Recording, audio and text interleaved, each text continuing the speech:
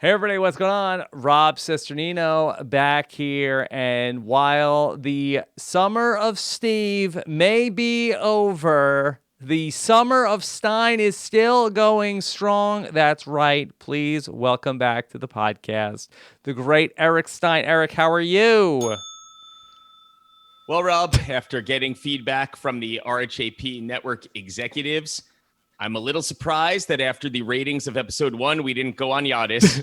No. But I'm glad that we've been brought back for 1 or 2 more episodes. I know we're being run off during the summer months. Yes. Yeah. We're going to burn off these podcast episodes every Monday until Eric Stein quits. That's how we're doing it this summer. I like it. Unfortunately, the summer of Steve turned into the summer of Sam. And if you remember the movie, that was about the son of Sam. Yes. A serial killer gone awry. So the summer of Steve turned out to be even shorter than we could have originally anticipated. I think we could have anticipated that. Well, we thought it was going to be really short, and then it looked like it was going to be like, oh, this is an extended summer of Steve. But then ultimately, it did not work out. So we'll cover that and everything else, all of our other top headlines through the second week of Big Brother. Eric, how has your week been? Well, I have some concerns, Rob, because I realized that the reason that our podcasts have been good in the past is because I saved up 10 weeks worth of material. Yes. You know, I was giving every analysis, every joke I had for the whole summer, all in one 1 hour window. And now I realized I really have nothing more to contribute to this. Yeah. So you feel like it's the opposite of, where you want to sort of stay at your peak performance and be podcasting all the time. You feel like that you're best to just build it up and then let it all out. I saw some notes that indicated that we'll only get better with time. They were wrong. They were wrong because you had at least had weeks and weeks of stuff that you would. Right. I used everything I've got last week. Okay. All right. Well, we'll see what happens. This is the summer of Stein. We will be talking about everything going on from the show. We'll try not to get too much into the live feeds in terms of important events that may not have happened yet on the TV show, unless something very funny is going on there. And then if that's the case, we will spoil some funny stuff. I think that's good to go. I will say I did hear on the feeds this morning that JC said he was told that his BB experience would be by far and away the best of his life. And then he followed it up with, it's not even close. Yeah, I feel like that JC has had some good times that the Big Brother house cannot even come close to scratching the surface of. He's had times we can only dream of. Right. Not even scratch the back of his after Rachel got through with the buzzer. Yeah, that was such a bizarre segment, but I did enjoy it. It was a very humanizing segment for the both of them. Yes, Eric. I feel like I want them to have a power app next week. Is that what they were trying to tell me by showing me that? Yes. Well, JC, I feel like, is due for a power app. I feel like that there's no way 5 weeks goes by without JC getting one of these. Well, I agree, because there's not 5 more likable people, total. So someone's going to have to get them. All right. So we'll talk about all that and more here. Of course, we are on the podcast feed for Rob as a podcast. And then also we're even doing video. We got Eric Stein on video to agree to the video of Summer of Stein. You can watch it on our YouTube channel as well. Not live, but on video. I think not live is for the best. These generally require some edits. Yes. Okay. All right. So, Eric, here we are. Let's touch on, our top story coming into this week, where we were expecting Sam to go out, use her power, come back in. It was going to be basically a zero-sum game on Thursday, but things changed very late in the game, and ultimately we saw Steve go out. And, for all of the talk of Steve, I feel like we should at least honor him here today. I agree. Rest in a bath, Steve. Sorry to see you go. Yeah. Eric, do you have a eulogy for Steve? He came, he saw, he bathed. He really didn't. No, he didn't bathe much. May not have bathed at all. He was overconfident, and now as covered last week, and now he's destined to a summer of barbecue, bacon, and beers with Adam, Glenn, and myself.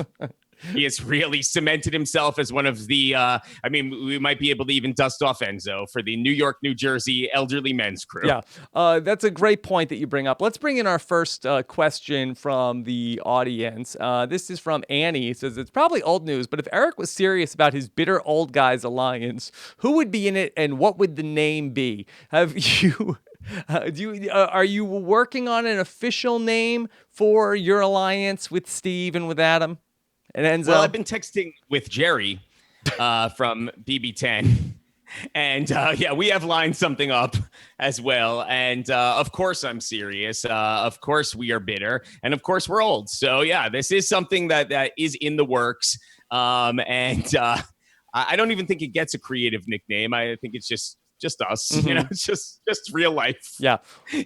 Eric, what do you think that Steve's approach is going to be like to life outside of the house? Is it all going to be posturing for an inevitable return to the house a la Glenn?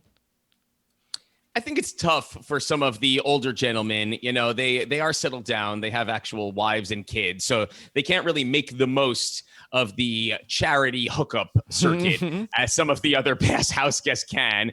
So they have to limit it to a casual beer, an occasional fake Twitter account, so on and so forth, to enjoy their afterlife as best they can. Okay. We actually have a question from Steve on the feedback line. Let's go ahead and play our first voicemail of the show. Of course, you can call in your questions all week long.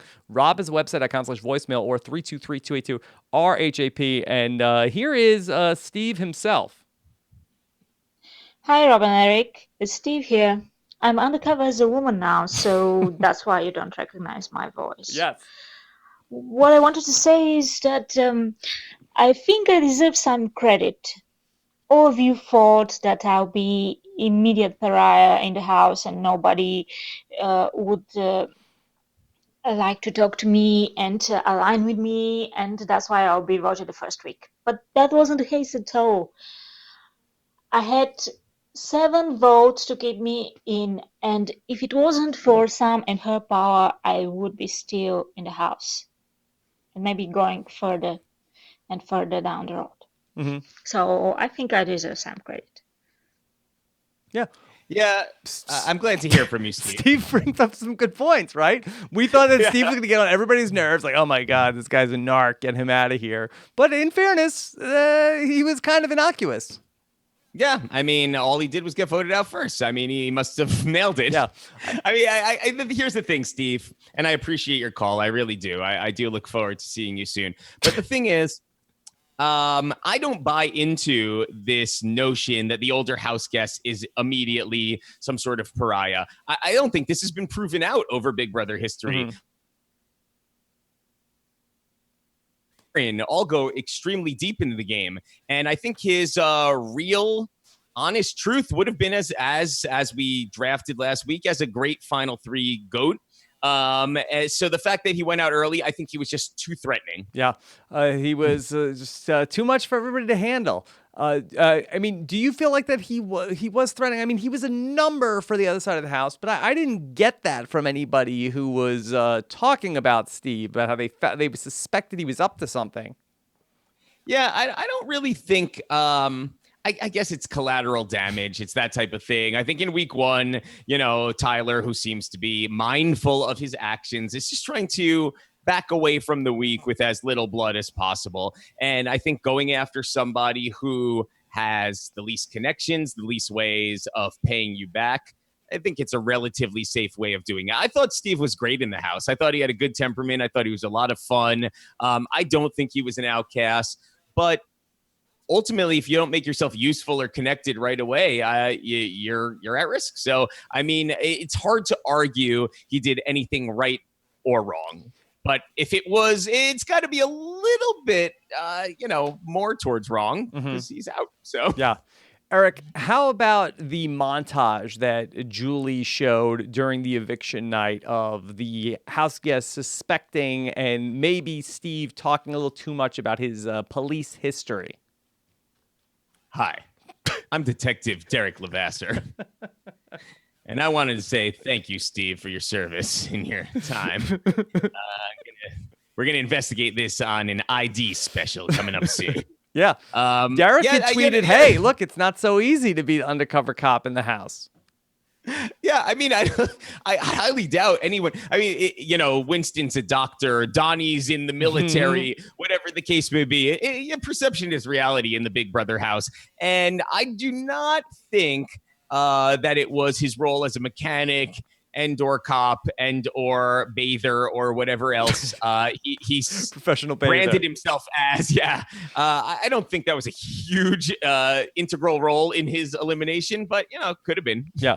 Eric, we had an email question for you from one of our listeners, Murray B, who wanted to know if you could correctly pronounce the word, which is the name of a game where people act things out and other people have to guess what you are trying to infer.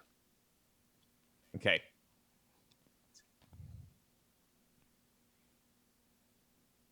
Yes.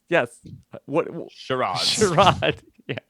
The Big Brother house is 24/7, 7 days a week. It is very difficult to keep that charade up. I feel like that was part of his undercover persona.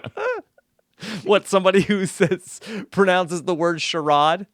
Yes, he is very highfalutin, high society. Cavitate. Okay. All right. Well, then, so we said goodbye to Steve on Thursday night, and then we said hello to the administration of a very stable genius, and that would be one, Caitlin, our new HOH, Eric, and you've seen so much reality TV, have observed so much casting. Could you give us your up-to-the-minute thoughts on Caitlin? It's hard to not love Cray K. I mean, she's really. I was gonna go with Cray K, but I thought, there's a lot of sensitive moments here. I don't want to get the blowback from the fans. Right. So we're gonna go single Cray K, and here we go.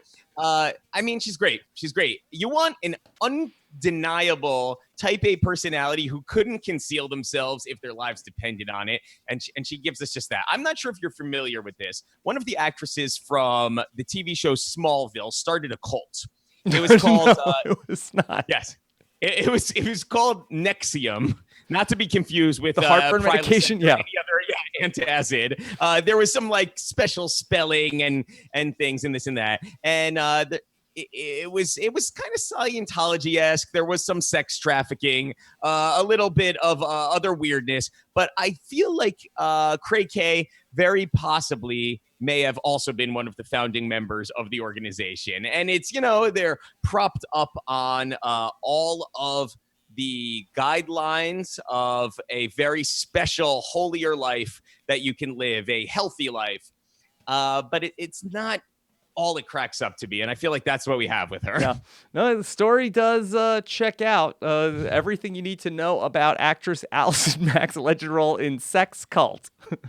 About BB20's Caitlin. Yeah. Yep. I mean, she's such a unique combination of that spirituality and also entitlement. Yes, and idiocy as well. Yeah, it's great. It's fun. She, I mean, she's a blast. It's someone who's so erratic like this is so much fun to watch. They're also a completely deadly player because they are spraying bullets all over the house with no rhyme or reason, and you never know who might actually get clipped by them. I mean, she really has the potential to take down some of the biggest players in the game. By no means can she make it to the end, but you never know who she might bring with her.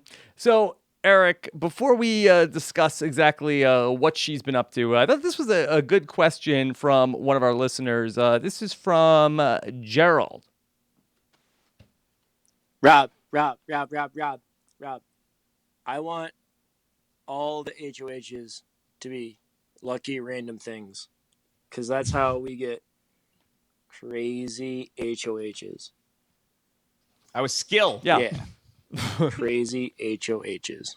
Eric, I do think that this is something that has been lost, where should most of the HOHs on Big Brother be almost completely random things? Because, going back last summer, Taryn and I watched Big Brother 2, and the HOH competitions were, not exactly super skill-based, and that's how you ended up with Kent, rest in peace, and all these other like different, characters who it's not like the same people winning HOH week after week. And here we have a lever, launch a ball up into the air. Who knows where it lands? Caitlyn is HOH. I think we need more randomness into Big Brother.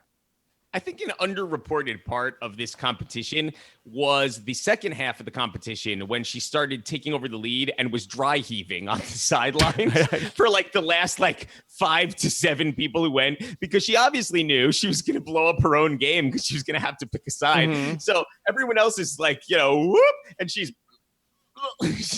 losing it on the things. But I agree with you, although I do take exception to the fact that you don't think that Caitlyn was skilled into launching into a SimCity-esque San Brose, yes, straight out of 1997's finest technology, if even. Yeah, and I do.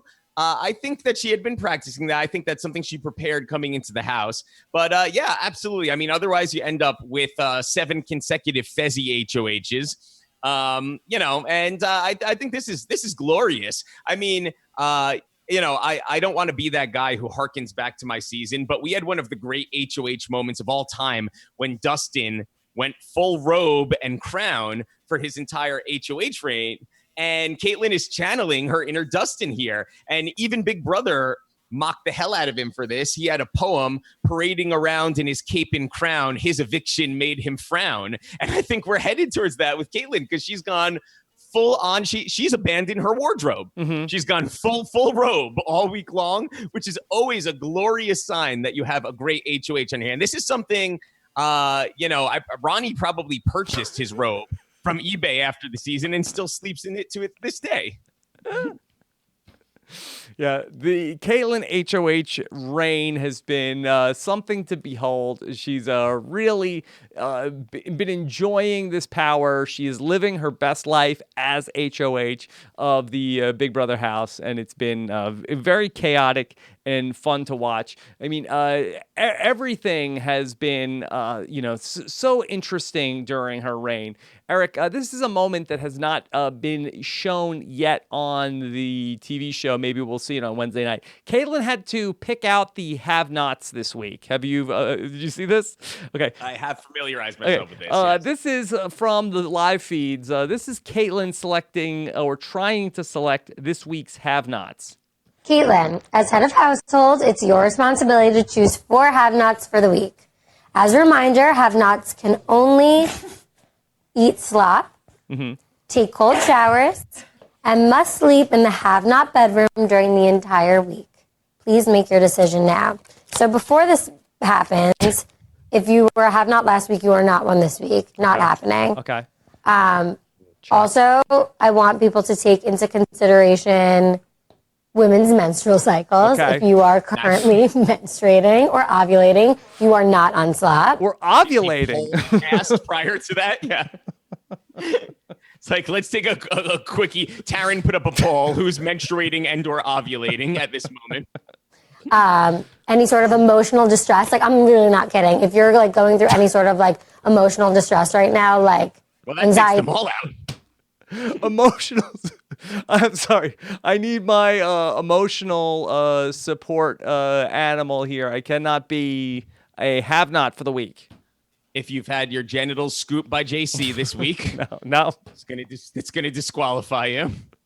Depression, whatever. I also don't want you on slop. I've done this, so I don't. Whatever. And if you're sick, antibiotics, if you're on something right now, I also don't want you on slop. Who's on antibiotics? I was on a strict regimen of Tums when I was in there. Had a lot of agita. So you could have avoided being a have-not. Yeah, maybe like everyone should come and like plead their case to her. Here's my list of maladies, mental and physical illnesses, and so on and so forth. I feel like she was coming into this, with not enough information. She had a lot of criteria, but I don't know how she collected all of this. Yeah, and chaos did ensue still trying to find the volunteers after that. It's a very long clip from the live feeds. But Caitlin has been just so exciting to watch. This is another moment of her. She's talking with JC about just how powerful she is in the house right now. Funny, because guess who's in power? I am. And I'm a little girl with a big dick, and I'm You know what? You know what? Yeah, I heard she's not going to spend any more time down in this peasant bottom floor shit either. No, she is not. Her story is a miracle story. I heard in her words. And I will say this. I mean, I liked her criteria for the have-nots. If you're going to put someone's on bare bones rations, much like the Oregon Trail, you need to consider who has diphtheria, who had the poison berries, whose oxen may have possibly drowned in the river crossing. So I don't blame her for doing a deep dive into who you're going to punish here. Yeah. So look, we can scoff and we can laugh and everything, but look at Caitlin. She's just a little girl with a big D. And she was just a girl from Plainview, and she's made it all the way to the Big Brother house, and she's HOH, and look at us two idiots just sitting here on a podcast.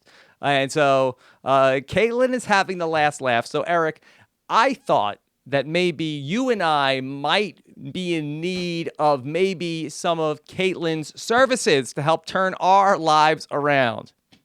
Whoa, there's a new bitch in town, and her name is Caitlin. Yes. That's right. And so that we were able to track down, and you can go and visit this website yourself. There's a website called katecoaching.com, which is the homepage for all things Caitlin, where you can, as the website says, let your journey of personal growth start today. Eric. I am beginning to see the makings of a bet here, possibly.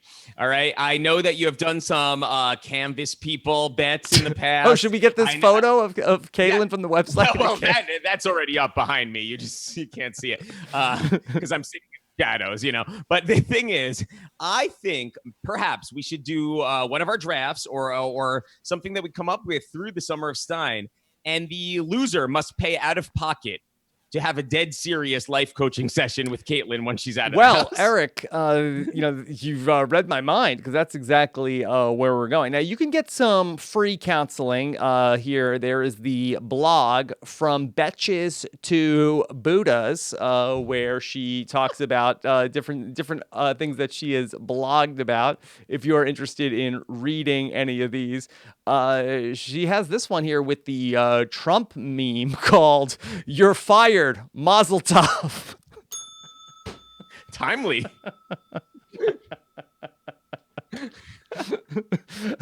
It actually, the actual blog itself has nothing to do with Trump. Like, I thought, like, oh, what's this, a political post? But no, it actually has to do with being fired is the best thing that's ever happened to me. Just recently, I was fired from a part-time job I had for a few months. Although working in the store wasn't a full-time position for me, I treated it with respect. More importantly, I used my personable manner to make connections with many of my customers who shopped at the store. That was my favorite part of working there, meeting the customers. This is great news, though, because she's going to soon have the opportunity to have another best moment in her life, because she will undoubtedly be fired again soon. Yes. Eric, but this is where things really take a turn, okay? One day at work, I saw a text pop up on my coworker's computer. The text was from another coworker of mine who happened to be 43 years of age, and she was completely talking S about me, calling me a self-entitled bitch. It's funny. The old me would have cried when I saw that, but the new me knew that the S talking was a projection. I didn't need to be liked by everyone. I just had to keep being the light and carry on. Well, whatever happens is for the highest good. So it's very clear that she's seeing the bigger picture here. It's very big of her. Yes. Okay. So Eric, here's where we can get some help, because if you are interested in being coached by Kate, and I think it's obvious that we are interested and in need, here is where we can get some more information to see if we qualify for being coached up by Caitlin. Okay. If you're this is a big moment. Okay, so if you're serious if you're being someone who wants to make positive life changes, creating quantum shifts, and being held accountable for your goals, then coaching is for you. But in order to obtain this one-on-one service, you must fill out the application and she will personally review it. And since she takes this relationship seriously and guarantees 100% success, the service is meant for people who are ready for positive change. I put a lot of energy and passion into each of these private clients, so I expect the same energy and passion back. Please be aware, private coaching can cost between $2,700 and $11,000 US, depending on which program you choose. It's a steal, Rob. I can only hope. May the best man be eligible for this coaching. Yes. Okay. So, Eric, what are we going for? One-on-one private coaching, that's 3 months. One-on-one private coaching, that's 5 months. Or one-on-one private coaching, that's 12 months. Well, I know that's not a listed option, but what do you think about possibly some relationship advice from her? I've seen her on the live feeds, and I see how well she's nailing her own relationship. Yes. And also juggling so many. So it seems like she's an expert in the space. So I was wondering if maybe we could put in a personal request for going a little off-brand here. Maybe we can get some marital counseling, or that would be good. Or you and I could get some counseling together, possibly. But I mean, if we have to choose from these selections, I think we should go full 12 months. Full 12 months. Okay. This is what happens for the 12 months. This is where the magic happens. In 1 year, you will create your best life. If you are someone who's excited about personal growth, spiritual awareness, and the guarantee of a happier life, this is for you. In 1 year, you will receive the following weekly sessions, guided meditations, a unique plan of action for self-development, daily support, my personal cell phone number, 2 essential oils a month, 5 happier mind journals, and 50% off from the Betches to Buddhas merchandise, 3 mastermind coaching sessions with a surprise guest coach. Who's the surprise guest coach? JC? Yeah, I think it's Tyler. Tyler. Well, that would actually might be worth something. In your ear, yeah. I mean, the 50% off is well worth the price of this. Yeah, we didn't even check out the merchandise. I'm sure it's wonderful. I mean, it doesn't really matter what my ego thinks about this. It's what my intuition tells me that matters. So, and my intuition is guiding me towards signing up for the. All right, so we won't fill out Eric Stein's personal information here. What would you like to get out of the coaching process? I'd like to last more than 3 weeks in the Big Brother house. That's goal number 1. I'd like my relationship to be intact at the end of the summer. Goal number 2. And I'd like to be invited back in a Jesse-like role where punishments in future Pandora's boxes are you get life coaching from Caitlin. Eric, what areas would you like to change most of your life right now? Well, this is easy. All of them. I'd like to be younger. I'd like this video to not be in HD because it's really putting my wrinkles to the forefront of this podcast. So thanks so much for the new camera, Rob. Much appreciated. I'd like to have more money. I'd really like to be doing something else with my time than this podcast, but here we are. So yeah, I have a lot of work to do. Okay, what are your main goals for the next 3 months? All right, main goals. I would like to hook up with Fezzi. Wow. I'd like to hook up with Tyler. I would like to. Why Fezzi, like Eric? Why Fezzi? Well, I'd like to. Well, you know what I said under the covers, but the thing is, I'd like to be feel the power of being a little girl with a big you-know-what. Funny, because guess who's in power? I am. And I'm a little girl with a big dick, and I'll You know what? I know what she has to offer in this situation. You know, the thing is, I've been doing it all wrong. So I want to submit myself to her coaching. It's going to be well worth putting this all on my last credit card and making myself a better man by the end of the summer. Okay. What are your best qualities? I have a pretty distinguished nose. Let's see. Well, I've come prepared with a wide array of nice summery shirts for the summer of Stein. Yeah, Last very week swaggy today. Yes, and this time sharks. Yes. Yeah. I actually had Andy Herron send this to me overnight to be ready for the podcast. Other than that, boy, I don't know. I think I might need to start from scratch. Okay. On a scale of 1 to 10, last question. How serious are you about positively shifting your life?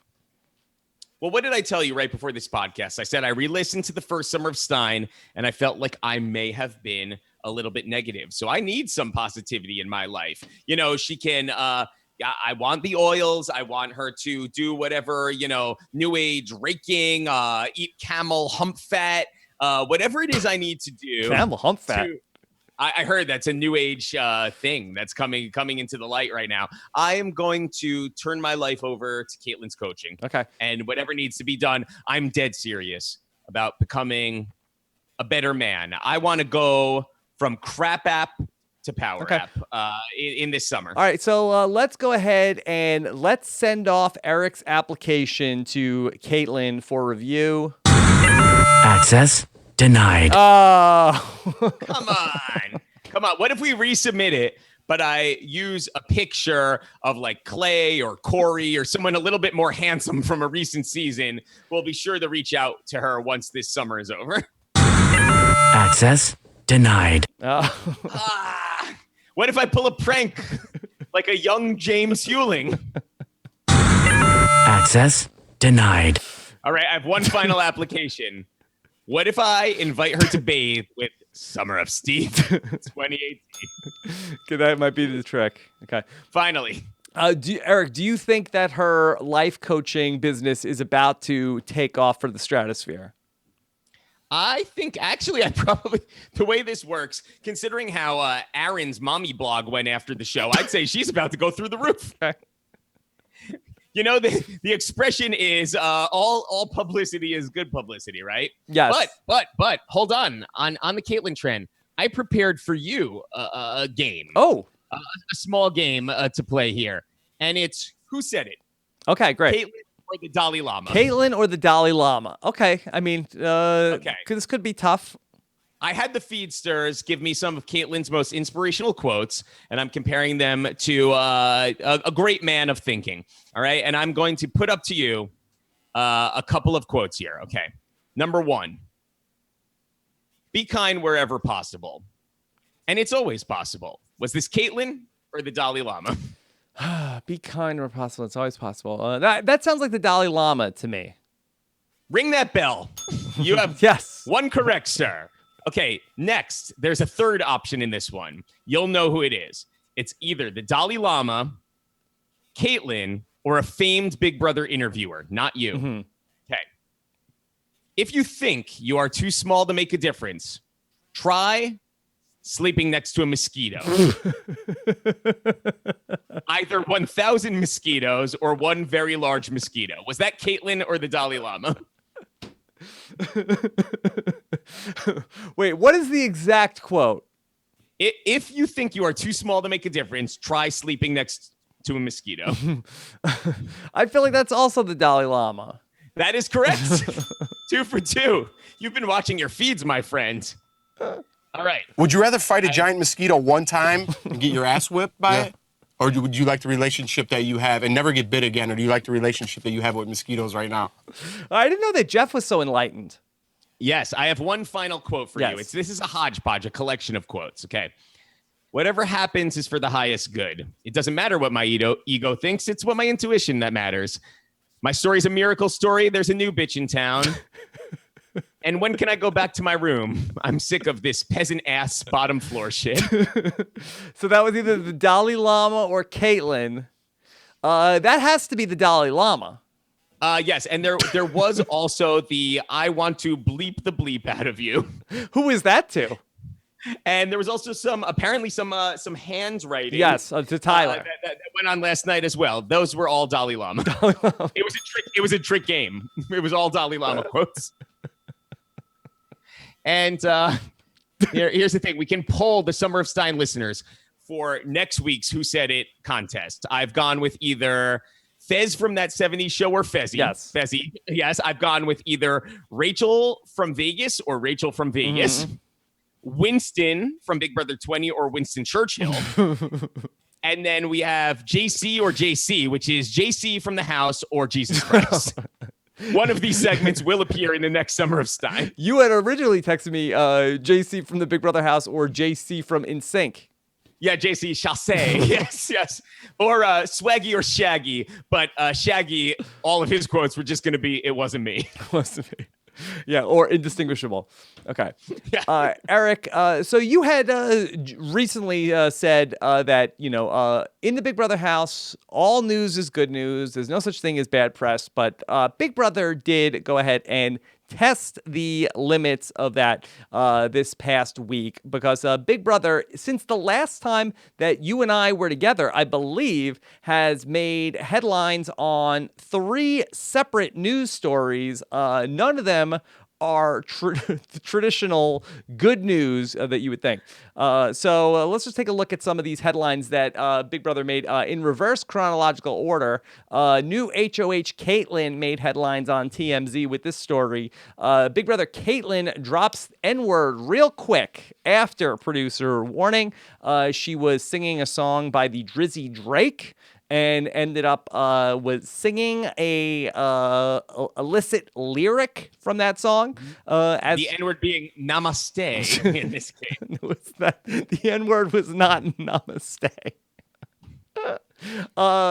Earlier in the week, 2 other Big Brother house guests in Rachel and Angela got into some trouble after a conversation about their skin color, where Angela said that she was looking ghetto, and the skin color was changing the ethnicity. I believe that part was said by Rachel. This is rough. After consulting such greats as BB17 Jackie, you would have thought that Rachel would be prepared for these things. And then earlier in the week, still from last week, all in 1 week since the last episode of Summer of Stein, house guest JC, there were cries of sexual misconduct. JC scooping house guests' vaginas, according to another article on TMZ. That one seems more like a casual misunderstanding. I feel like there's been some scooping of house guests, as the headline says, in most seasons of Big Brother. Right. Eric, as a house guest, first off, what happened to the ice cream scooper? Did it go back into the sink after all this? Yeah, let's hope so. Did production there's no provide the house with was this like a Hardy's toothbrush situation?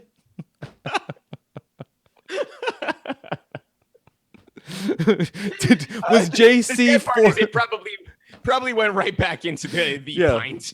JC was not forced to reveal to the whole house what happened to the ice cream scooper? Yeah. Please go to the storage room. You guys, all right, we have to get a new ice cream scooper. The old one is on hiatus. All right, but this is not funny. This is not probably literally had to call an off feeds a house meeting to tell everybody, like, listen, guys. Yes. You want to avoid the pink eye? Knock it off. Okay. But this is not funny. This is not funny, Eric. Right. Of course. And Big Brother is, no stranger to this type of coverage. Even as recently as last season, TMZ had this story of the Big Brother house guests furious over unwanted butt poking. Yeah, I've gotten that one in the past myself. Yes. I believe it's called a goosing, right?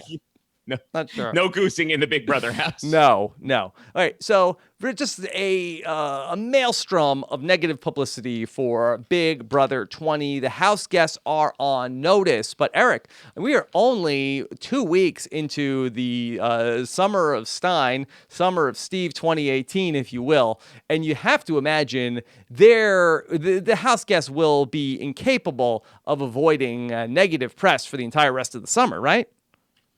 Yeah, this is going to be tough. I remember back to my time in the house. There was 2 shocking news stories. One was Amber's anti-Semitic remarks. The other was that Drew Carey took over The Price is Right. And, both blew my mind when I got out of the house. So I do believe that we are in line for several other shocking news drops throughout the course of the season. Yes, and not like in the way that Jessica delivered shocking things last summer. No, exactly. Yes. Okay. Exactly. So exactly. The only shockers here are going to be on TMZ. Yes. All right. So this is a question that we got from our own Kirsten McInnes, who said, of the house guests who have not yet been featured in TMZ, who will be featured in a TMZ clickbait article next, and what will the headline be? I think that is probably a little too dicey to predict the headlines, but Eric, we drafted last week of the house guests most likely to finish in 3rd place. I thought it might be fun to do another draft this week and draft which Big Brother house guests are most likely to be featured in the most TMZ articles over the course of the summer.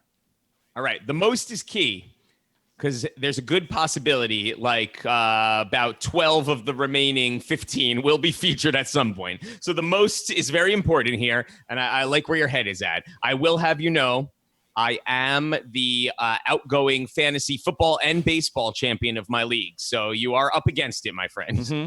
Yes. Okay. Well, we will draft 3 people each. Now, are we allowing the people that have already been on TMZ to be in the mix for this draft? I think that would be fair. I think it would be, we can't disqualify JC. I mean, he did not make TMZ for when he exposed his genitals to Caitlyn a couple of nights ago. So, I mean, he's sitting but don't get it twisted. Now. He asked her, would you like to see my unit? She said yes. Yeah, and I mean, right. Why not? Yeah, that's consenting adults there. I will say they are getting a little bit, quick on the trigger in the Big Brother house. I remember many a time I was showering that people walked by and just pulled the curtain on me. It's a skittish time in a very PC nation. Okay. All right. So let's go ahead, Eric. So do you get the first pick again here? Up to you. I got to pick first last week. Okay. All right, you go ahead and pick first, Eric. Who is your number 1 pick on the TMZ board? Again, we're looking for, but for your team totals, most TMZ news articles over the course of the summer. So you could have, 1, 2, and 1, and then I could have one person with 3, but you would win. Yes, I am with you, and I think I'm going to have to crawl up the butt of the power, much like many of the House members do, and go with our current HOH, my life coach, Cray K. Cray K. Yeah, that's a solid number 1 pick. And I know that we said we're not going to do headlines, but it is easy to envision a multitude of scenarios that gets her here. A cult, a sex scandal, burning the clothing of a man who has scorned her. There's so many. Yes. Joining the Nexium. There's so many possibilities. And I think I would be being short-sighted. She has a very loose tongue, so to speak. Mm-hmm, right. And I didn't even mean that in a crass way. I mean, she speaks what's on her mind. And the likelihood that she has some sort of outlandish outburst that might make headlines, I think, is probably 95%. So yeah, she's got a lot going for her. Probably longevity too in the house. So I think that is a very solid number 1 pick. Yeah, I think she has something that's very interesting. Is that she's playing a disastrously wild game, but she's not going to be anyone's biggest threat because she's insane. So even if the other side gets power, they're going to go after someone who's actually a bigger threat. So I think that we are settling in to a nice long run of life coaching. So yeah, I think I'm going to have at least a good 6 more weeks of potential headlines here. I feel confident in my pick. Right. I will go with someone who has already been in the news with my first pick. I have to go with JC. I understand he's been spoken to, but I think that this young man, everything is sex for him. That all he's doing is talking sex, thinking sex. I think that we are on a collision course with an incident at some point. I envision possibly a Magic Mike scenario. Someone's like birthday, he dons a bow tie and a Speedo. You know, like there's gonna be. It might not be offensive per se, but it will be outrageous. I agree with you. I mean, I don't think it's a matter of if. Look, it doesn't matter if that the house guests themselves were offended or the viewers. It just meant that will he do something to catch the attention of TMZ? And in that scenario where he is helicoptering around the house. That could easily end up on the radar of Harvey Levin. And who do you think is more likely, JC, Jesus Christ, or JC Chase? to what? Be on TMZ. I would say Big Brother JC, NSYNC JC, Bible JC in that order. All right, fair enough. I think they all are relatively likely by the time the summer's out. Okay. All right. Snake draft. So back to you. Draft. I will go with somebody who has not yet made a headline on TMZ. Give me Winston, number 3. Ooh. How do you envision this unfolding? He's a loose cannon. Who knows what he's going to say? Who knows what he's going to say? Well, I mean, if Winston, I don't know. I'm not that keen on the new house guest social media, but if he did not scrub his old Twitter, I think that could be our source of where Winston goes awry, possibly. Could get political, could any number of things. So, is it possible he brought some of his gun arsenal into the house? I would think not, but well, considering they take away your striped clothing, they put those in the yes, maybe, and no pile, as for things you're allowed to bring with you. So I'd like to think the gun would be confiscated, but you never know. Okay. All right. Here we go. He's also, I think, very high up on the draft board for house guests to get into a Chef Joe Willie Hance type altercation. Yes, I also think he's very unlikely to be a future have-not if mental stability is one of the criteria. Is he on antibiotics? He's on anti-something. Yeah, he's all right. Struggling. Eric, he's on the struggle bus. 2 picks for you in the TMZ draft. Yeah. This one is going to be tough because this will require me remembering 2 more names of present house guests. So I'm going to have to really rack my brain for this. I am going to go out on a limb here. Yeah. I know this is going to be a surprise pick. I'm going to go with someone you're not expecting, and that's Haley. Haley. Okay. Yes. There's nothing like a Texas lover scorned. Mm-hmm. And I can envision, once again, a personal property meltdown in which a very angry, I'm not sure who, is this going to be Tyler? Is it going to be Fezzi? Is it going to be Caitlyn herself? But I could see a butthurt Haley who's not getting the attention she wants from some of her suitors. She's accustomed to feeling special from some men, and I could see her unleashing an unfortunate tirade of expletives that ends in her perhaps throwing some personal belongings up on the roof, throwing some things in the toilet, perhaps, possibly going number 1 on their belongings. Mm-hmm. I could see a variety of things, but I think she seems composed at the moment. But you don't mess with the Texans. Okay. Don't mess with Texas. Could have been a reach. Could have been a reach there. Here's 4. The thing, though, right? I was taking the Vegas odds, and I was thinking that this pick might pay off at long odds with a big payoff for me possibility. Okay. Okay. And, this is rough. I'm going to go Fezzi. Fezzi. Okay. Possibly a nip slip. Nip slip. That is what I'm seeing. Possibly forgot the cameras were there. Got changed right out in the open.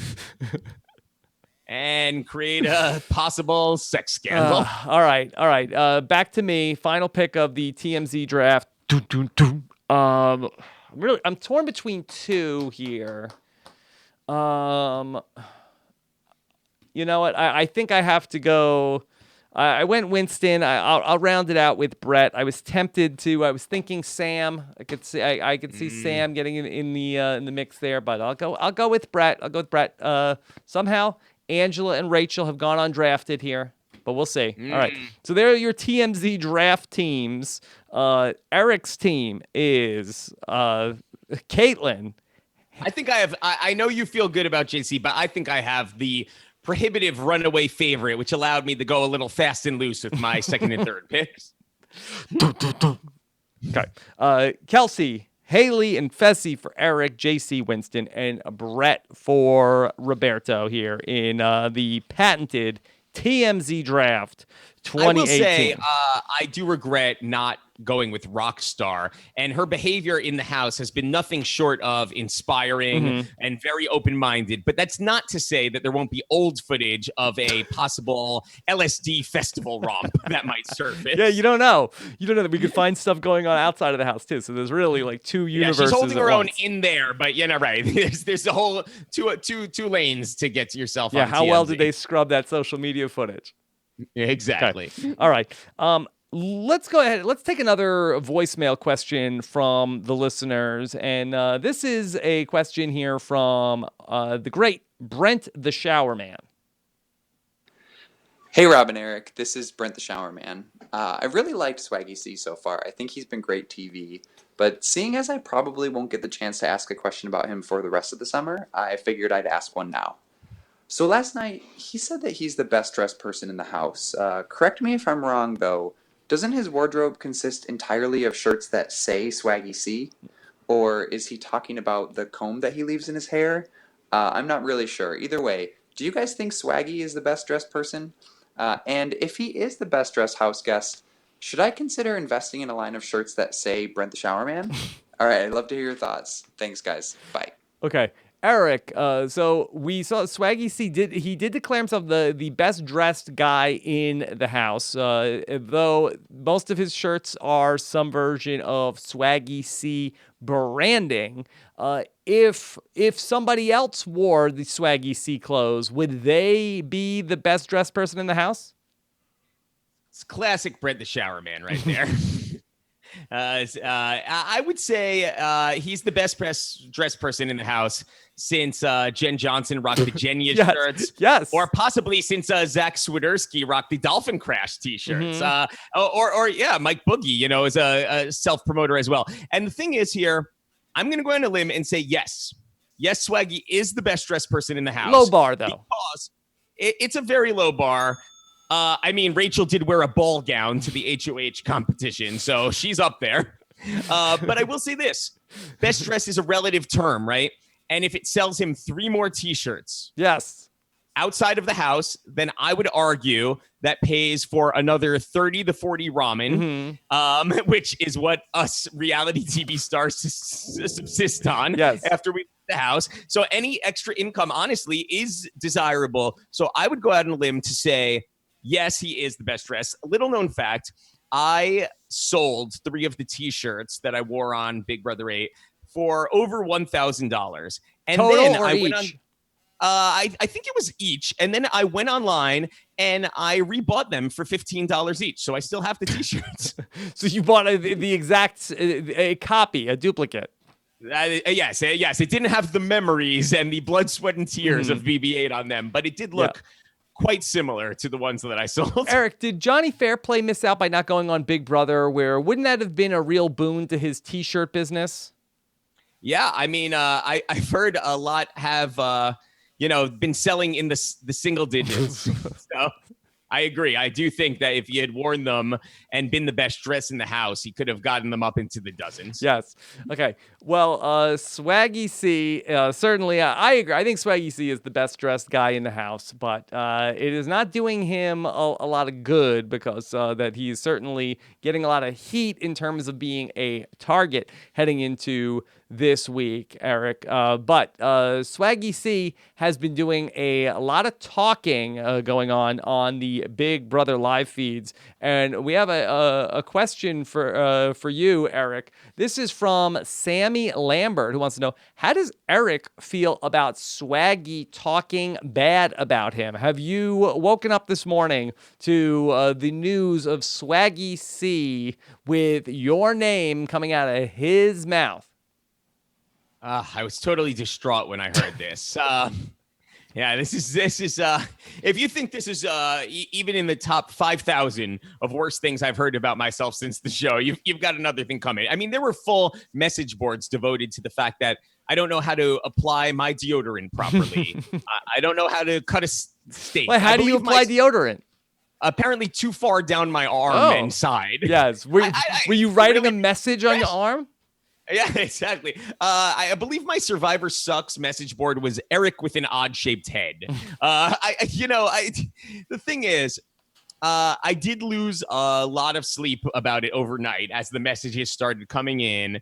But, I feel confident. And I saw he was in danger on last night's episode. So in the event he does go out sometime soon in the game, I'll be sure to send him a message from one shit player to another. Welcome to the family. Yes, okay. Well, I actually have the clip of great. I Swaggy have not heard it live and in color. So let me just go ahead and set the stage. So there was a conversation. Swaggy and Scotty were outside talking about former Big Brother gameplay, and so they were talking about how that there was a point in Big Brother 8 where Evil Dick was going to go home. You, as America's player, were tasked with saving him, and you had to really go out of your way to help out Dick, who was on the block. And that is where we come into this conversation. And Scotty says, no, Eric Stein is considered a great Big Brother player.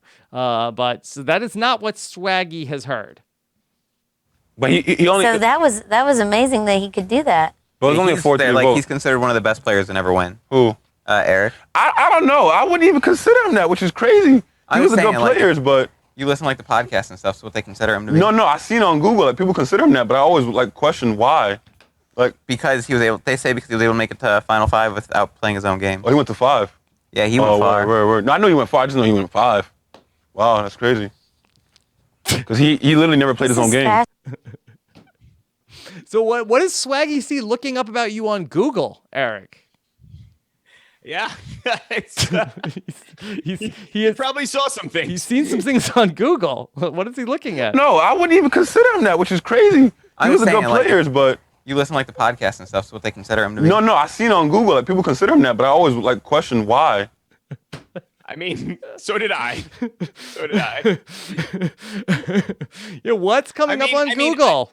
I heard you and Taryn talking about this last night, and no, it didn't happen yet last night. No, I know, but I heard he's a real stand for Paul. So, he's it's obvious that Swaggy is a deep cut super fan. So I think he has a pretty good. He has his finger to his pulse to all of the season. So if he doesn't know why, then neither do I. Wow, that's crazy. Yeah. So Swaggy C. It wasn't me. It was all Dick. Boy, I'm gonna Google those lists of best Big Brother players and find out why is Eric Stein on these lists. See what happens if you Googled Eric Stein. It'd probably be reality game masters that would come up. Oh, was that what he was watching? Exactly. He heard I went out early in that one. Yeah. Did you come in top 5 on reality game masters? I come in 5th in everything I do. All right, boy. Swaggy C. That. It's I will say this. I have revised my potential winner picks to include Scotty after that expert analysis. Yes, great job. I know he had a weak episode last night in which he He was a little shaky. Yeah, He, literally. Yes, he couldn't quite bring himself, right? Yeah, this is what Scotty had to say after Swaggy C said that he doesn't think Eric Stein is a good player. This doesn't make sense. It doesn't make sense. And C, it doesn't make sense. Yeah. We've covered this pretty in depth. I think I mentioned this last week. There was a time that I would hear from the most popular people of the season, but now I pretty much in the last several years have only heard from Ian, Steve, and soon Scotty. Me too. I actually did not hear from a Scott from OTT, which was a blow to my ego. No, the Virgin King, I'm sure, is a fan. Yeah, he's a little big for my britches, but I will be hearing from Scotty sometime in the fall. It normally goes something like, I was 9 years old and I didn't think that there was a chance for me to ever appear on my favorite show. Yeah. When I saw you putting deodorant all the way down your arm. That's right. That's why I wear my armband to that exact point. I was watching Beauty and the Geek when I saw you flirting with Jessica. And I knew I too one day could grow up to be that man on the show. But I mean, if Scotty can recognize the strategic mastery that I put forth in the game, I have hope for him yet still. Okay. Let's get a couple other questions here from the listeners. This is Reality Reacts wants to know, who's thirstier, season 2 Autumn or season 20 Caitlin? This is a great question for the all-time thirstiest house guest. Yes, I'm quite parched. I've gone through my full water, getting a little dry. Well, you recently went through the blockumentary. Yes. So why don't you give me some of Autumn's thirstiest moments? Well, she got into the house. Then the first night, I think she tried to get into the bed with Hardy, who flat out refused.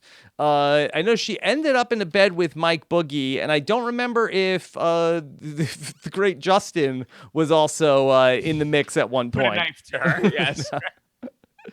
So she definitely was thirsty in the house. Caitlin, it has been well reported of her interest in Fessy and to a lesser degree with Tyler. I mean, in all fairness, she's just following her intuition. So whatever the auras and the colors guide her to is where she's going to land herself. What's interesting about Caitlin is not like she's not in the diary room where we've seen Haley sort of in the diary room like, Fessy is hot, but I got to consider my game. Like we see like Caitlin like mouthing like, I want to do terrible things to you. Like, I want you to do we're going very much into like, I like this guy very much into sexually explicit requests. Yeah, I don't think that they're going to help her on this, but Caitlin could have used a brief tutorial about how the live feeds work. She seems to think that certain acts are incognito. But yeah. Because guess who's in power? I am. And I'm a little girl with a big dick, and I'm. You know what? You know what? That could be the TMZ headline. If some of her indiscretions go a little further. Right. And she later reveals herself. So, Caitlin. Yeah, I'm going to go with Caitlin on this one. But in all fairness to Caitlin, most reality TV contestants and most people in the house are quite thirsty. That's what these charity events are all about. You get it, Caitlin. You live your best life, okay? You go after whoever you want in that house. We're here for it. Honestly, what would be better than someone just leaving a trail of destruction, of man tears behind her? I hope she beds every single one of them and then boots them right out of the door the next week and moves on to her next conquest. Be great. I mean, Caitlin, we're looking at this like historic pace of that she has a chance to become this season the single best reality star of all time. I mean, she's just like it's like one of these things where it's like, a rookie has come into the league and played like 3 weeks, but they're on just like this, historic pace to blow everything else out of the water. And what's great about it is it'll keep the game so fun because, even a logical thinker, you can't anticipate what her next sentence is going to be, her next move is going to be. So she really is keeping everyone on her toes. I think it's great. I expect her by summer's end to have some iconic Davon-esque gifts. I think she could very possibly have completely exposed herself. I think she could raise her life coaching price up by 50%. I mean, she's going to go down as one of the greats, no doubt about it. She's the type of person that casting falls to their knees in tears with joy when she walks in the door. And what I really love Robin about this Cass is that manifested her. Yes, they played this really close to the vest where, she was a little kooky and she was a little new agey in her preliminary videos, but we did not know the goddess that was awaiting us in the feeds gold and one-liners. I kind of feel, to a certain extent, that this might be what we'll be seeing or would be seeing if Eliza was on Big Brother, possibly. Well, she's antagonistic, but I don't know. I don't know if that's necessarily the right comp. I feel like it's purely unfiltered, which is what I'm loving. I think she's like Rachel Riley crossed with Abby Maria and Trishelle. Oh, I like this. Possibly a little bit of Joey, BB16. Yeah. She's got it all. Basically, she is casting. Maybe a little Lydia Tavares, possibly. Sure. I'm just shouting random people. Yeah. Okay. Let's take another question from the listeners. This one is from Chris. Is there any comparison between Caitlyn's signs from the universe and Jamaica picking the magic ping pong ball for Jen, Eric?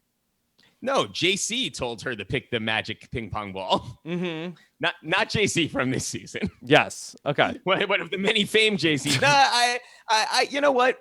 Listen, these people are really tough to deal with in the house. I mean, I played with a crystal meth addict, and you never knew where she was coming from. At any Different than the moment. crystals that Caitlyn prays to. It's very that's exactly right. She never actually extrapolated on what crystals were guiding her. Mm-hmm. So it's possible that she's experienced similar things.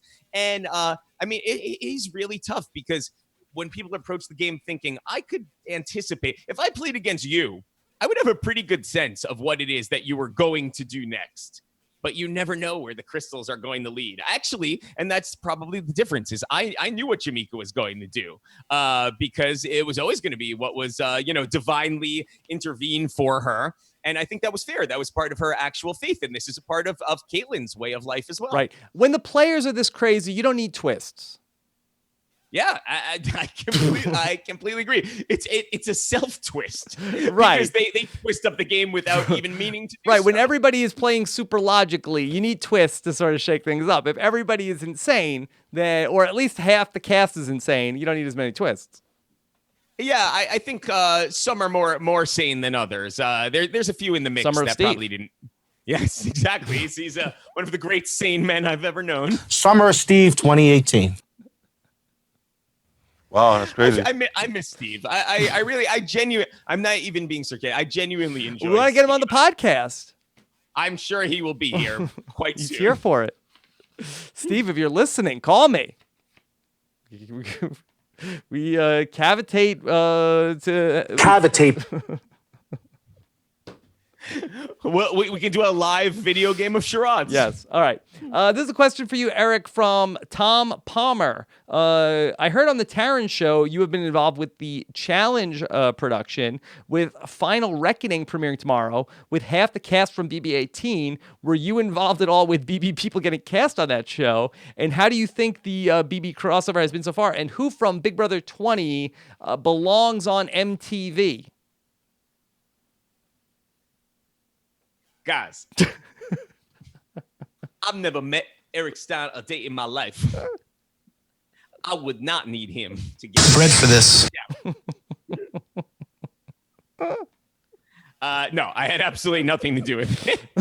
although I did see Jose at the BB20 premiere party, and he did tell me, "quote It's gonna be lit. It's gonna be. There you go. It's gonna be lit. You should tell people you are the guy that's responsible for getting the Big Brother contestants on I MTV. do not want that on my reputation. Otherwise, the next time that Swaggy Googles me, he'll know that I'm the one who got out the first 4 evicted from the challenge this season. Wow, that's crazy. I mean, there's going to be a lot of scenarios, no doubt about it. Yeah. All right. Eric, who from Big Brother 20 should make the jump immediately to MTV? Oh boy, that's normally that is graded on. Is this like an expansion draft, by the way? Eric, could like Robin Cass and Alison Grodner, can they like protect half the cast? I feel like it is, right? Because there's no way that they would let their all-stars go, right? I'm sure they got a stern talking to. If you step foot on MTV, you will never appear on Big Brother ever again. Now, do I believe that Natalie or Paulie were likely to step foot on Big Brother ever again? Not necessarily. Or is this sort of like the first shots fired in the CBS Viacom merger war? Yeah, yes, exactly. It's haha. I've gotten your mediocre cast members from 3 summers ago on my show. It's like Magneto and Professor X playing chess here with like, all right, well, how about here's Jose? How dare you? Right. You keep your hands off the Messiah. Les Moonves. This is a damn good steak. This thing is cooked to perfection, and I'm all about it because these biceps ain't gonna feed themselves, so your boy needs his meat. Yeah, I saw that when I Googled him after our last podcast. Your boy getting his meat. Yeah, I don't know. I don't think anyone has broken out in that way. I would say JC would be my number one pick for the challenge in the future. Number one pick for the challenge. I think Fessy has a bright future in the challenge. They generally like people who can formulate sentences. Really? I mean, how are Victor's sentences? Last night, I actually thought I saw Fessy trying to remember his lines. It really is like, so I received my last Amazon. What was that? Delivery. Yes. Sorry. Yeah. You could see the hamster wheel churning, so to speak. Yeah. What, Brett or Winston, are they cut out for the challenge? Oof. Winston needs to get back to his surgeon career. Yeah. How about Swaggy C? I feel like that could be a good, especially if he ends up being the person who ends up getting backdoored, and if he goes out this week, I feel like that could be a good rebound for him. I feel Swaggy is a good candidate. Yeah, I do feel like he also is a good candidate for going down the Elena path. A year's worth of detox tea promotions and Twitter wars and so forth. He's gonna have an early jump on it. Who's having possibly. a Twitter war with you? Probably. After I sent some scathing words his way. Actually, the way that this was framed to me, I thought he like ripped me to shreds. He was actually like, "Oh yeah, that's nuts. I've never thought of him that way." That was really. I don't not even all know that why clever. people think he's good. Yeah. Okay. I think we're okay. We're on good terms. All right, Eric. Then I've got one other question for you from the listeners. This was a question that was from John. John P says, do you think that Tyler is Carrot Top's doppelganger? Carrot Top does not look well in that. Did you deliberately select this photo? No, that's just that's actually just a recent photo of Carrot Top. I mean, Carrot Top's got like the same look going for like 25 years. Not everybody can pull it off like Eric Stein. A pretty distinct possibility of finding out on Celebrity Big Brother season 2. I mean, Eric, speaking of Celebrity Big Brother, did you check out Off the Block with Ross and Marissa? Oh no, I've been sticking with On the Block with McCrae and Cameron instead. Have they sued CBS? I'm surprised you haven't been sued by them. No. What for what? What am I doing? I don't know. You're stomping on their terrain. We're talking about how much we love it. It's very true. Very true. No, I have not checked it out yet. Surprisingly, have not been invited to be a guest yet. I do think I think Frank Udy is I'm still seeing it in Tyler. They don't normally go too far out of the box in their casting, so they probably they're both very handsome gentlemen. I'll tell you this much. Tyler's been very interesting for me in the house so far because he's plainly playing he's doing the most right now, and it's working for him right now. And there's a possibility that these people are so stupid that he can run with it the entire season. But you think it'll be short-lived? The thing is, you kind of have to pick your spots, Mm-hmm. and he's not doing that. Yeah. The way I see this is, and I know so many of your listeners are avid sports fans, so I'm going to use a sports analogy for you, right? Like Tyler is consistently going for it on 4th and long from his own 30. Mm-hmm. And so far, he's been converting those. They say that is actually the ideal strategy. You should never punt. That's right. And the thing is, in the Big Brother house, I think you got to punt sometimes. You got to get better field position and choose when you're going to go for the scores, right? And Tyler is trying to convert every last first down and or if this score was Celebrity Big Brother and it was a 19-day season, where that. But I agree with you. I think that he has done too much early on here, and I think that you cannot. And look, we've said it probably with Derek and with Paul getting to the end. But that I think that the odds are against him being able to sustain this for 99 days. Yeah, it's vaguely impressive, but it could just as easily in week 3 be like he played like Nick Uhas did. Like it's not. He's doing a real tight wire app, and I feel like he could get there, or he could come crashing down at any time. But I actually I did listen last night to you guys, and I actually think there is a great application to his power, possibly, that no one has discussed so far, right? And I think here's the way to play this power to maximum chaos and effectiveness is that he has allies actually bait an HOH into a backdoor plan where they know behind the scenes that they are actually, the HOH is setting up a backdoor of Tyler. And Tyler knows this, and his allies know this, and his allies force this plan on the HOH. But the HOH does not know it. So the HOH is going to put up 2 pawns, possibly their own allies, to play in the veto with them to be safe, right? And they're going to set up this great week. Tyler, this guy's been playing us all summer long. I'm going to make his jaw drop. I'm going to backdoor him this week, and I'm going to set it up with nothing nominations. And everyone's like, oh, my God, this is so great. We'll stay quiet. You put up these people, we'll blah, blah, blah, blah, blah. And then they tip off Tyler, or Tyler's fully aware of the plan all along that he's going to be, quote, backdoored. He uses the cloud. The nominees conceivably get stuck on the block. Well, that's the question there. Now, does it like, Eric, so I'm sorry, you go into the power of veto, or I'm going to nominate you, and then it's just sort of like... Access denied. Nominations are stuck, or do I get to pick another person? Because if you're my ally, now you're on the block. Right. I think even still a worst case scenario. So it's like one of Tyler's or their allies goes home, but it would be a real brain breaking for whoever the HOH is. They've set this whole thing up. They've been totally like just mocked and hung out to dry by everybody else. I think that's the fun way to play if you're Tyler, is to be in on your own backdooring. Right. And then if there was like some version of the 6-finger plan in play, and if Jace was able to be aware of it, this would be a great and then the HOH looks like an idiot. There's steam coming out of their ears. They don't get out the person they want. They lose power the next Especially week. if you have no other allies in the house. You don't care who else goes up. You're like the last person left from your side. Yep. This sounds like something that my boy Scotty could implement, possibly. Yeah. One of the greats. He's on Google, I read. He's one of the best to ever play. Yes. This doesn't make sense. Yeah. All right. Eric, what else? What else do we have to talk about? Anything?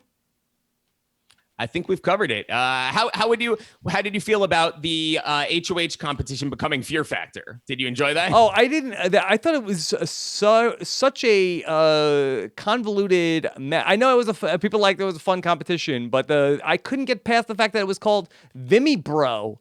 I'm like, what? Why is this? Is Vimeo such a like? What percentage of the Big Brother audience even knows what Vimeo is a thing? And to make really inside shop. I mean, did 2% of the audience even know that Vimeo is a video sharing website? Yeah, that got me good as well. I thought it was a little bit fun. I didn't buy into the edit. Like, these guys were not really afraid of reaching their hand down. It's not like, it's not like CBS is going to unleash like a lethal python upon you if you reach your arm in. It's a liability.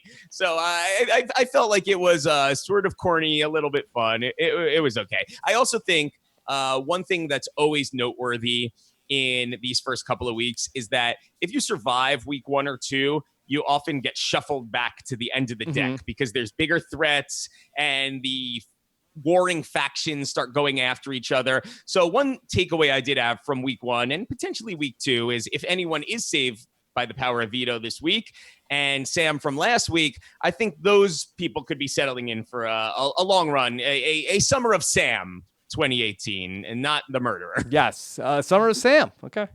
That's what we could be saying at the end of this thing. Wouldn't be surprised to see, Tyler and Sam ending up at the end of the game together. That seems like a likely pair to end up, working it out where she's just at the final 2, happy to be there. He's, rattling off his resume.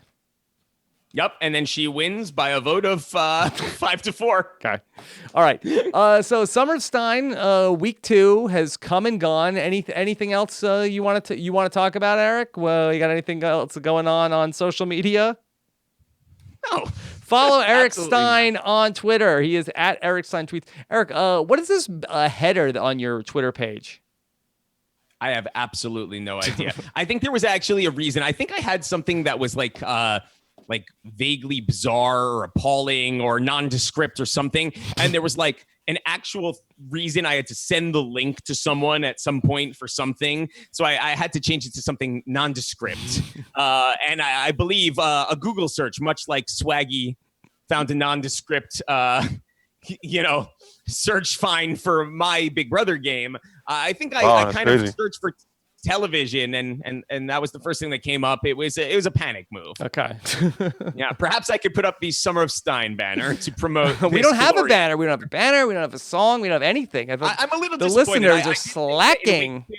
That I may have come back to my own theme song. Like Taryn has about 5 theme songs by this point. It's like does not take a lot to get someone of the RHAP community to write a parody song. No. Okay. Well, I thought that after the first episode, I thought that the listeners would have been on top of that. But Big Brother at robhasawebsite.com for all things. I'm not going to lie. I'll write my own if I need to. Okay, that's what we'll do. That's what we'll do next week. Is Jen City available to help you with that? Oh, my God. What if I have Adam and Jen do a metal theme for me? This is perfect. Is Billy Garcia available? Oh, my God. They're all the greats. Yes. Now we're on to something. Do you want a metal theme? It's possible. No, I think that's good. Yeah.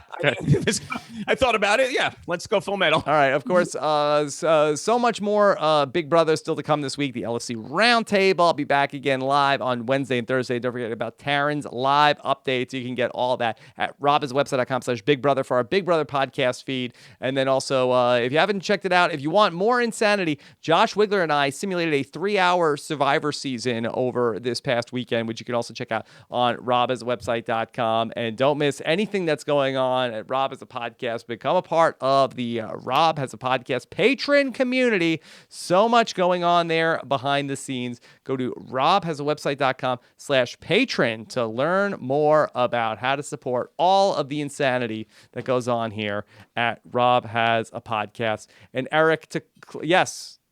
Have you considered adding a new tier to the patronage where for a certain level of donation, you can get a life coaching from me? Yes. Yes. That's perfect. All right, Eric, I thought this might be a fun way to end these shows where much like the Big Brother episodes, you get to hear some thoughts from the important players on the way out the door. I thought that'd be a fun way to sign off and also tease people to come back next week. I'm game. Sounds good to me. Okay. All right. So let's give this a shot as we wrap up week 2 of the Summer of Stein. Eric thinks that he holds all the power on this podcast, but wait until he sees what I have in store for him next time. If Rob thinks that I'm going to actually show up to record this podcast, Next Monday, he's got another thing coming. I have a date with JC, an ice cream scoop, a salad tong, and several other kitchen appliances. Will the Summer of Stein podcast be back for week number 3? And if so, will anybody write a new theme song? Find out next time on Summer of Stein. And then they got cut to like there's some like live action from the house where they're still people are like crying silently. I can't believe I have to do this again next Monday. All right. Take care, everybody. Have a good one. Bye.